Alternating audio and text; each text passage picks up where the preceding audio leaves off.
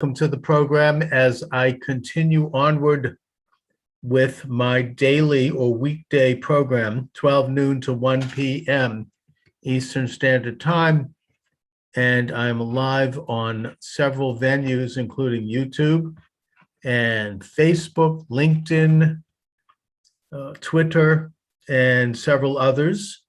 And I'm doing this program in a sense similar to the way I used to do an old-fashioned radio show, except everything is online, and yet I can do all the things that any normal terrestrial, as they say in the business, radio host can do, including take calls. So you're welcome to join the program if you'd like. 617-396-4958 is the phone number. I am entertaining phone calls on issues of the day. You can call in at 617-396-4958. Well, first up, and certainly this is self-serving of me to bring this up, but as an author, naturally I want to bring it up, and that is that as of today, actually starting yesterday, my new book is available. Great stocking stuffer, by the way. It is available at Amazon Books, both as a softcover and as an ebook. And the title of my new book is Sociology for Conservatives, an American Conservative Social Theory. Now, this is something that I developed as a student of sociology, majoring in sociology at Bunker Hill Community College here in Boston, when I realized, not that it took any great stretch to realize this, that the social science of sociology, to the degree that it's political, and it is political mostly, is on the left. It is a liberal social science. It was created as such back in the 19th century, and it serves as a vehicle for leftist ideas and theories, and a repository and a tool of leftist agendas, quite frankly. And that there are several major schools of sociology and sub-schools, and probably the most dominant of all of them is conflict theory, which is devised completely from the theories of Karl Marx. How much more left wing can you get than that? And as such, it's openly so. I mean, it's taught that way. It's Marxism. It's not communism in that it calls for the political, literal conquest of the planet, but it is certainly social communism or Marxism. And emanating out of that theory is critical theory, critical race theory, critical legal theory, all the critical theories, and also feminism in this modern manifestation, not feminism itself. Like all of these theories, there are legitimate social issues that they try to address, but they do so from a left perspective. My theories, or my theory, it's a pretty unified theory, is a conservative theory of for sociology. It looks at societies, it looks at cultures. I look at groups and their nature and their actions and their thought processes and their impact from a conservative standpoint. And in that sense, my theory is what they call in sociology deviant. It's not the norm. It's not the norm in terms of the dominant sociological thought and thinking and work. And it's increasingly not the norm in our society, which is moving further to the left. And it's certainly not the norm among what I would euphemistically call our ruling elites. what used to be called the Eastern Seaboard liberal establishment, what President Dwight Eisenhower referred to as the military-industrial complex, what Tufts University, Fletcher School of Law and Diplomacy professor Michael Glennon calls the double state, what President Trump called the deep state, what Steve Bannon calls the administrative state. Call it what you want. It's the people who rule us, and they're increasingly international in nature, and they lean left. And so in that sense, my theory is deviant because I call them down to the carpet. And I note that we have to have a return of sovereign rights to the citizen under God. That is the nutshell of a conservative theory of society. And I note that my conservative theory is consistent with the better nature of humanity, which is why conservatism should be a discipline in sociology. And furthermore, which is why I would contend conservatism is progressive in the real sense, because it recognizes not only that which exists and that which is identifiable in nature and in an abstract sense, but it emphasizes the better aspects of that nature and tries to properly manage the negative aspects of that nature in the context of individual freedom, which of course is the great paradox of not only conservative belief and conservative advocacy, but of American society. And American society is based, at least philosophically, on conservative principles. So, in a nutshell, that's what my book's about. Check it out. It's at Amazon Books. I'm very proud to have published it. I'm hoping to reach fellow sociologists, maybe to get them to comment on it or to do a review or to maybe introduce it in their classrooms. I'm doing an outreach to sociology all over the country. And I'm simply saying, let's have an alternative social theory, a conservative social theory. One of the principles of sociology is deviance, which means that in any society, when you have a deviant idea or deviant principles that come to light, they serve as a positive possibility. They present a positive possibility of redefining and honing the mainstream belief system.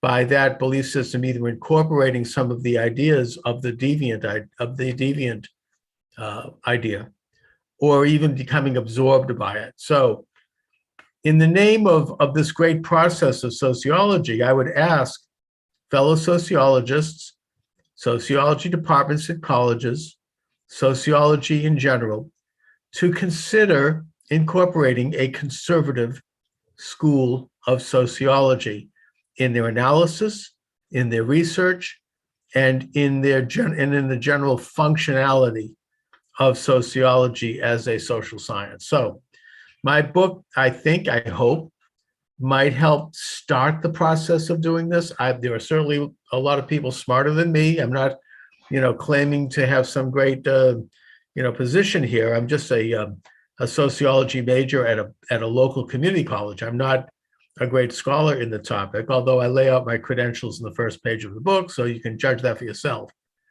But suffice to say that I hope to begin to launch a process that will be taken up by people that are a lot more knowledgeable and a lot smarter than I am, and that we can start to see the development of a conservative school of sociology. So the book is called Sociology for Conservatives, an American Conservative Social Theory. It is by yours truly, Charles Moscowitz. And it is available as both a soft cover and as an ebook at Amazon Books. I think it's still free also, by the way, as an ebook. They usually, when you publish an ebook, they usually make the first, 50 copies, 40 copies, whatever, are free. So check it out. Why not grab one of those? Anyway, Sociology for Conservatives by Charles Moscowitz, available at Amazon Books and at Amazon.com. I think it's at BarnesandNoble.com and elsewhere. So I'm pleased and I'm proud to make this announcement today. I hope to be doing some interviews in the coming weeks and months and developing, basically, hopefully sparking conversation and thought on these and other issues. Now, in my blurb for the book, I'll read it as follows, just so people get a sense of what I'm looking at here. Author, radio host, and social theorist Charles Moscowitz, an unabashed supporter of the MAGA movement, examines what he describes as a breakdown in American society that includes family and friendships. Moscowitz asks whether our social fabric has been so shattered by the clash between the MAGA movement and its opposition that we are spiraling towards civil war. In his new book, Sociology for Conservatives, Moscowitz, a sociology major at Bunker Hill Community College in Boston, hopes to contribute toward bridging the divide by utilizing the techniques of sociological imagination as developed by sociologist C. Wright Mills. America has always maintained a balance during conflicted times by engaging in dialogue and debate. While we may not agree, we benefit from hearing each other and from engaging in reasoned conversation, which is really all I'm asking for here. Indeed, such debate, however rancorous at times, has been the glue that has held us together. In Sociology for Conservatives, I raised the following issues as topics for debate. And by the way, if you're listening live, you can call in and debate me now. How do you like that? Let me give out the number before I get into these talking points.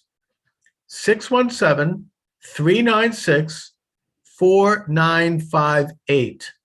617-396-4958. These are some of the talking points that I'm going out with as points of reference. Number one, what does the MAGA movement stand for? Number two, what is the appeal of former President Donald Trump? Number three, why is Trump so hated and feared by his opponents? Number four, why do so many Trump supporters believe, excuse me, that the 2020 election was stolen? Number five, what was the US Capitol incursion of January 6th all about? And number six, is the MAGA movement a civil rights movement? So these are some of the questions that I would like to raise with fellow talk show hosts and in debate as I roll out this book. And I'm looking forward to those debates. I hope I have those debates.